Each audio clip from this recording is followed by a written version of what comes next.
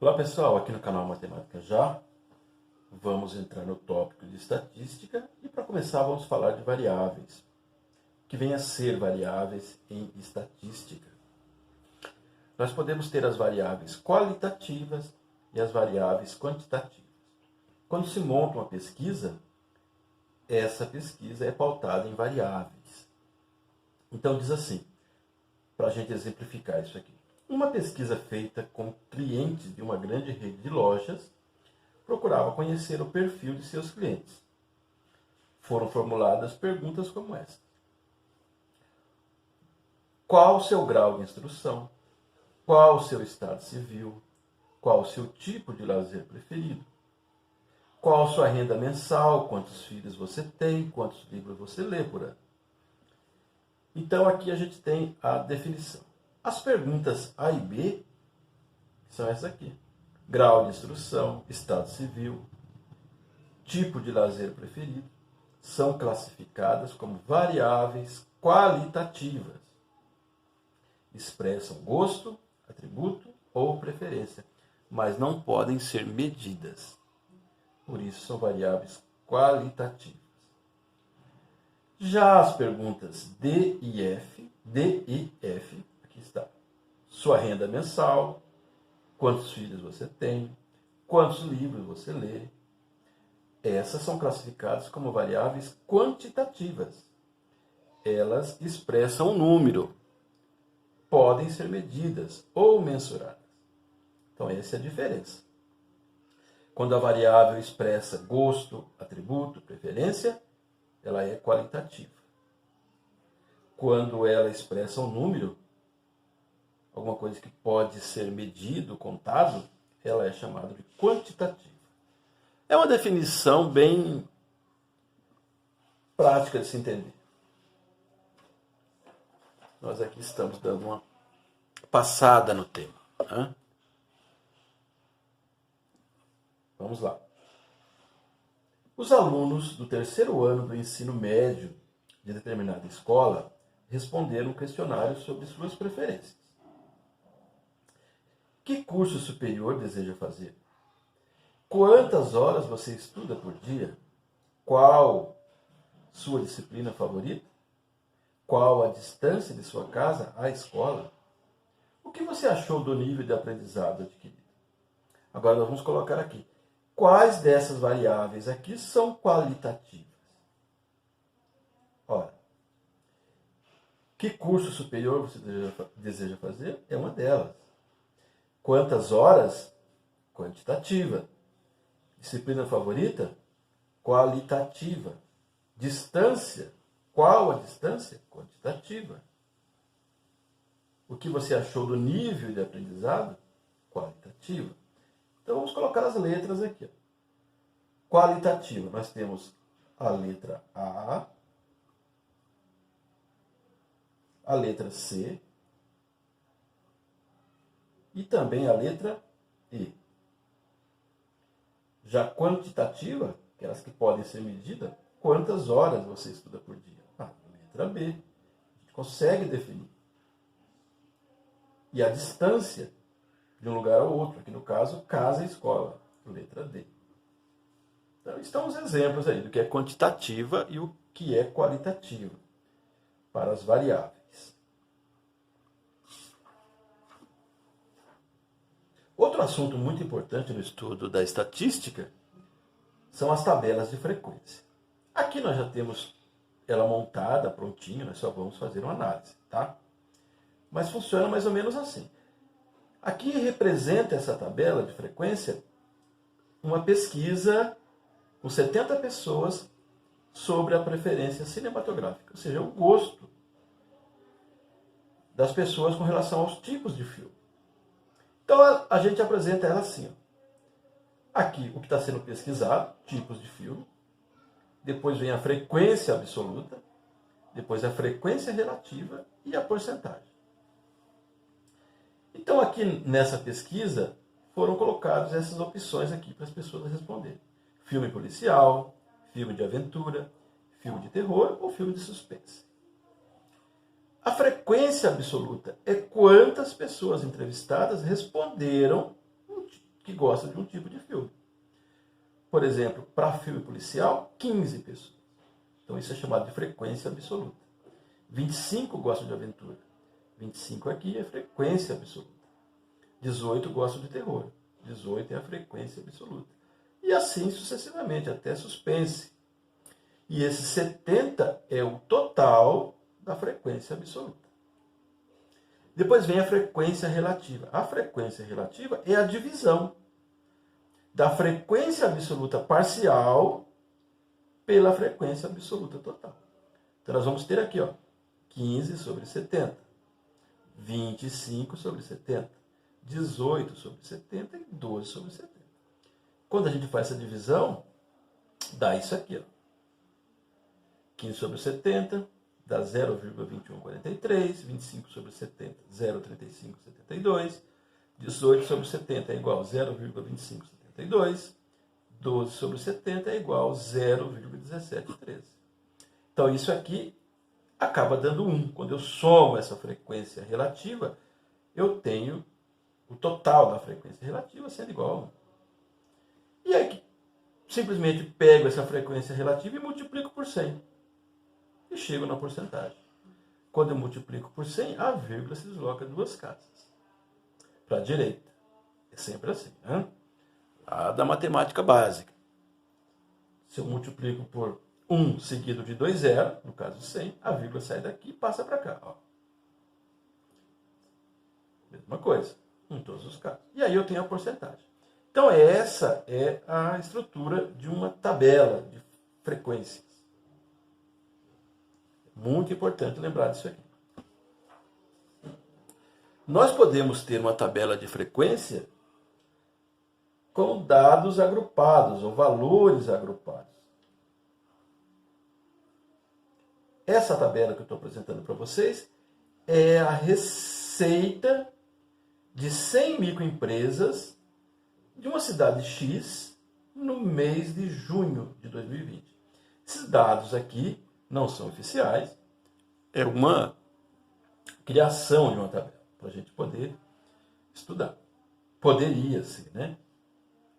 Então veja bem, quando ele diz valores agrupados, é isso aqui, Receita mensal, frequência absoluta, idêntico ao que a gente falou agora há pouco, frequência relativa e porcentagem. Aqui. Só vai mudar isso aqui, Então, depois de feito o levantamento com as 100 empresas, você agrupa a receita dessas empresas em intervalos, que é mais fácil de analisar. Então, ele pegou aqui, entre 50 mil e 100 mil. Então, criou esse grupo, por isso que fala valores agrupados. Depois, entre 100 e 150. 150, 200, 200, 250, 250, 300. Então, na frequência absoluta, nesse exemplo, nós temos 35 empresas que tiveram receita nesse mês aqui de junho de 2020 entre 50 e 100. Está nesse intervalo. Depois, 28 empresas tiveram receita entre 100 e 150. Pode ser 110, 120, 145. Ela está nesse grupo. E assim vai, 20 entre 150 e 200, 12 entre 200 e 250 e 5 entre 250 e 300. Então aqui eu tenho a frequência absoluta, parcial e aqui total. Nesse exemplo, nós pegamos 100 empresas. Fazendo a divisão da frequência absoluta parcial pela frequência absoluta total, nós vamos ter isso aqui. 35 sobre 100, 28 sobre 100, 20 sobre 100, 12 sobre 100, 5 sobre 100. Aqui nós temos um exemplo bem direto, né? Porque nós temos um total de 100. E aí, multiplicando por 100, nós vamos chegar à porcentagem. 35, 28, 20, 12 e 5%. A soma, evidentemente, vai dar o 100%. Então, tá aí. 2 exemplos de tabela de frequência. Essa segunda com valores agrupados.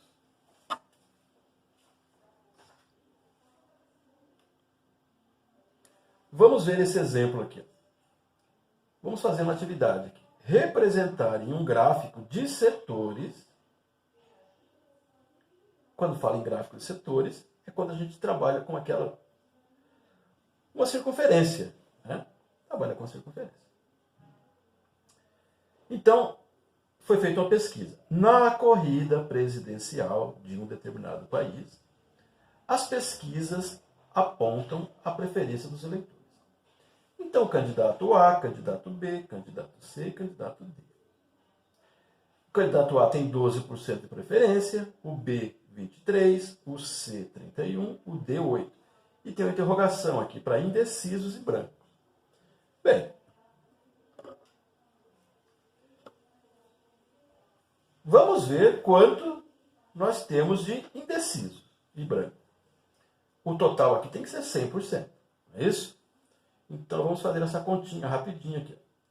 Nós temos 100% e vamos tirar o que a gente já sabe. 12% para o candidato A, 23% para o candidato B, 31% para o candidato C e 8% para o candidato D. Ora, aqui tem 26%. A porcentagem está lá em cima, para todos eles.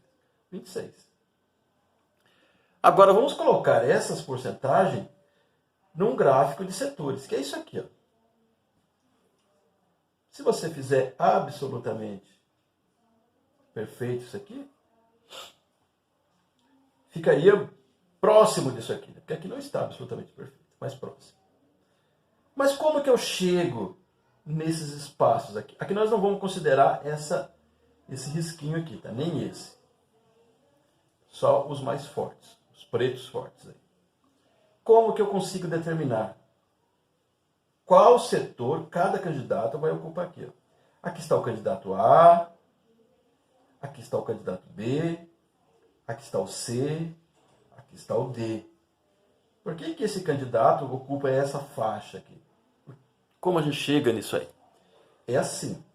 A circunferência tem 360 graus. Mas nós temos para distribuir 100%. Então a gente divide por 100. Quando eu faço essa divisão, isso vai dar 3,6. 3,6. Então, cada ponto aqui, ó, na preferência, cada 1% ocupa 3,6 graus em uma circunferência. Então fica assim. Então vamos ver aqui, ó. Esse candidato aqui tem 12%, tem que multiplicar por 3,6. A mesma coisa aqui, ó, 3,6, para descobrir a área no gráfico de setores.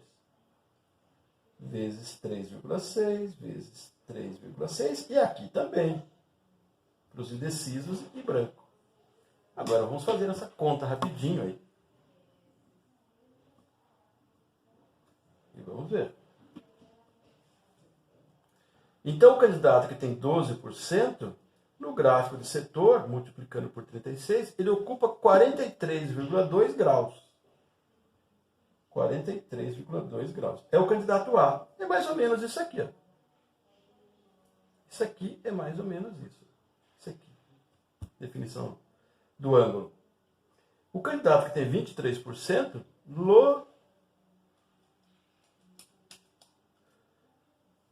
ele vai ocupar uma área que corresponde a 82,8 graus.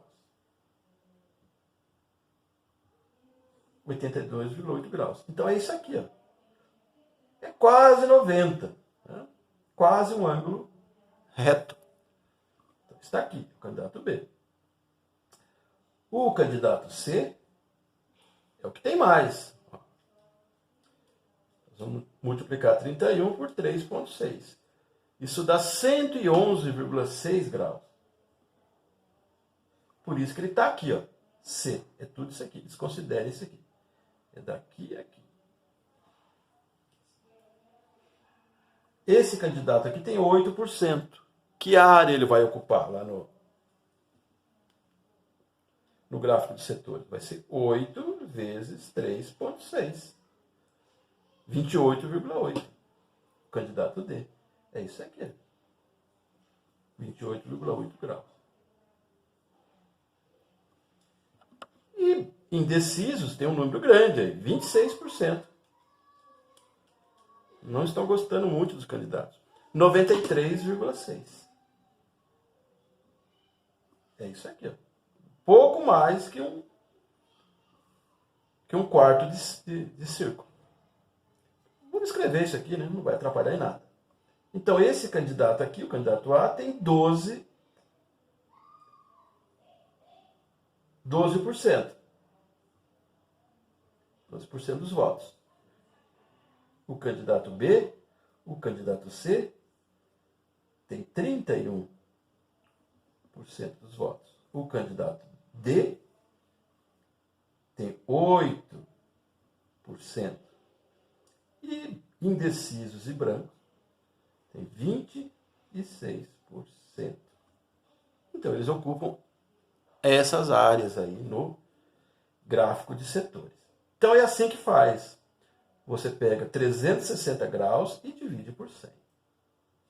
E aí você vai multiplicar esse resultado pela porcentagem de cada item pesquisado. Aqui no caso é política, candidato, mas poderia ser coisas ligadas à economia, à escola, notas, enfim, não tem nenhuma restrição.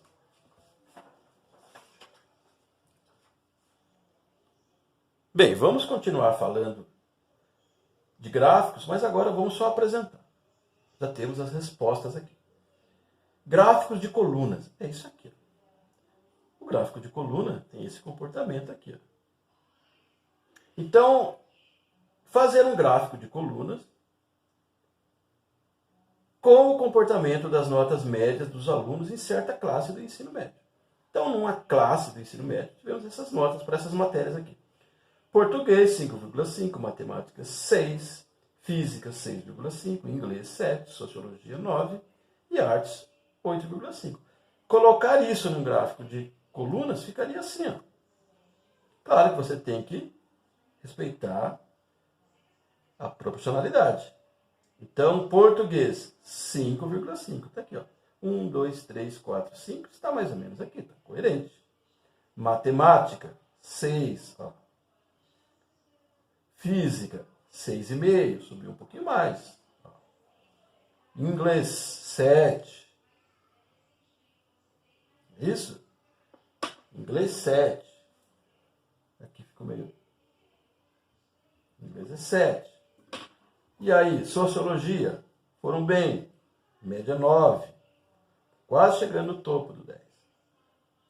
E, por último, artes, um pouquinho menos, 8,5. Então, fica assim, gráfico de colunas, é isso aí. Claro que você pega brutos números, né? Calcula e chega na média. Que nós vamos apresentar daqui a pouco, ou nos próximos vídeos, o estudo das médias. Agora estamos só mostrando esses gráficos. Outro tipo de gráfico aqui, ó, é o de barra. Então aqui nós estamos fazendo um gráfico de barras para os componentes industriais na alimentação do brasileiro nas últimas décadas. Outra vez, isso aqui não são dados oficiais. É um trabalho que eu preparei apenas para apresentar para vocês aqui nos vídeos. Mas poderia ser, com outros números oficiais, o comportamento do gráfico não muda nada. Então, ó, componente industrial, ou seja, aquilo que as pessoas estão consumindo na sua alimentação de industrializados. Então, veja bem,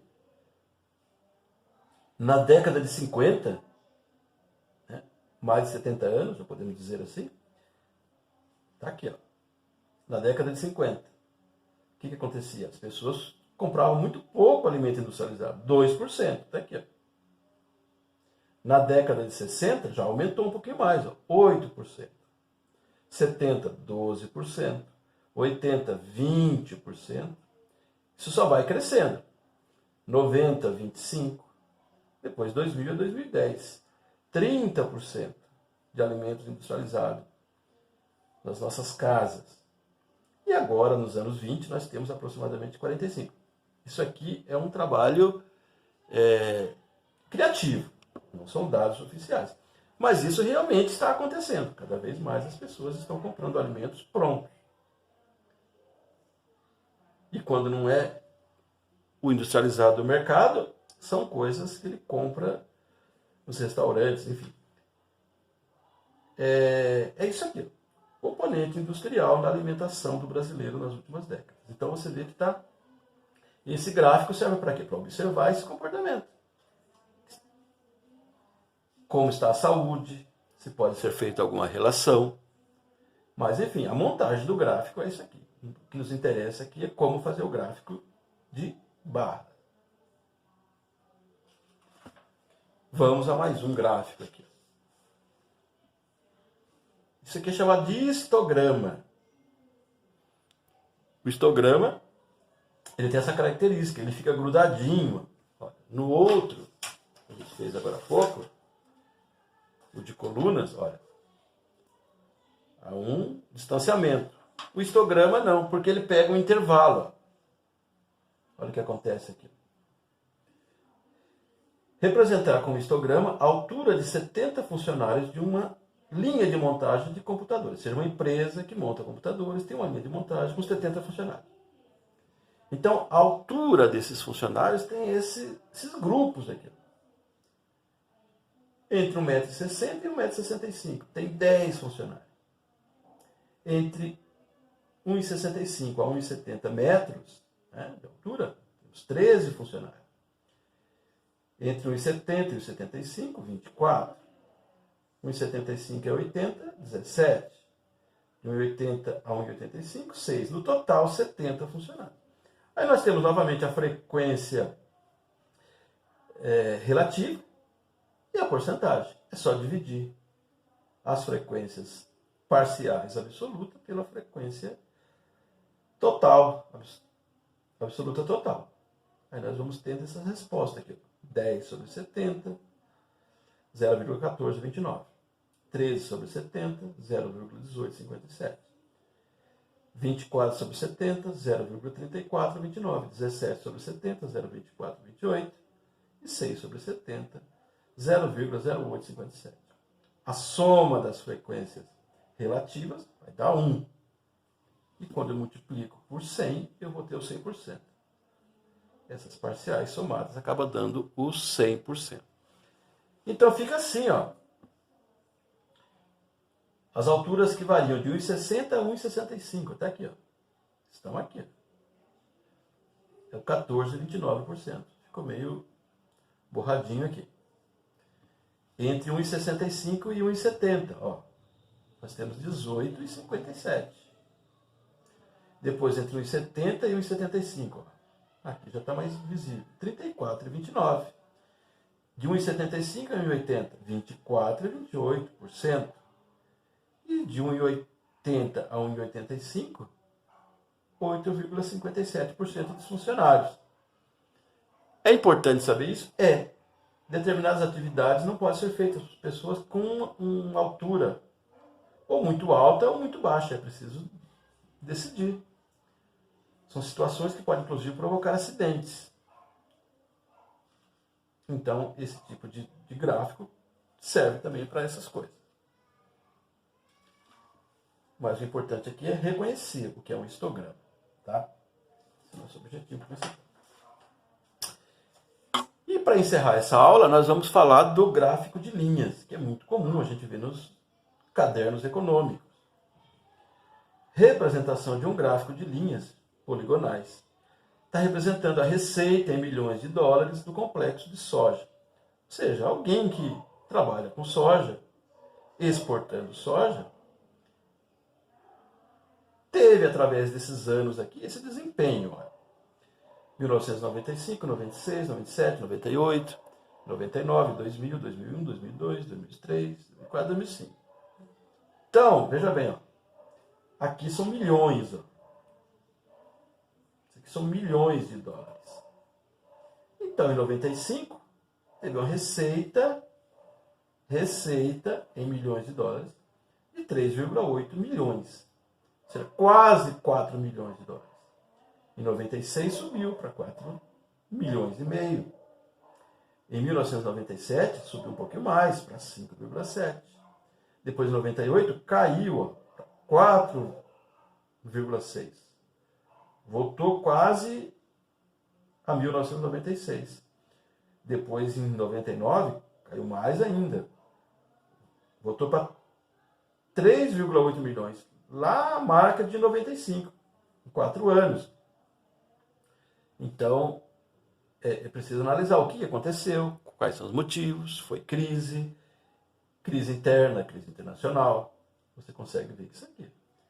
Depois, em 2000, foi para 4 milhões e 200 mil, 4,2. 2001 continua subindo, 5,3. 2002, 6 milhões. Depois chegou a 10 milhões em 2004. E em 2005 recuou para 9,1. Mas está no alto aqui. Então, veja que há um crescimento. Houve uma aceleração, desacelerou, depois começou a acelerar gradativamente, teve uma aceleração forte e agora caiu um pouquinho. Então, isso é um gráfico de linha. Bem, nós fizemos nesse vídeo, no estudo da estatística, a apresentação de muitos gráficos e de muitas situações. Tá? Na sequência, nós vamos começar a trabalhar com médias. Acompanhe a playlist que você vai ficar bem informado sobre o assunto.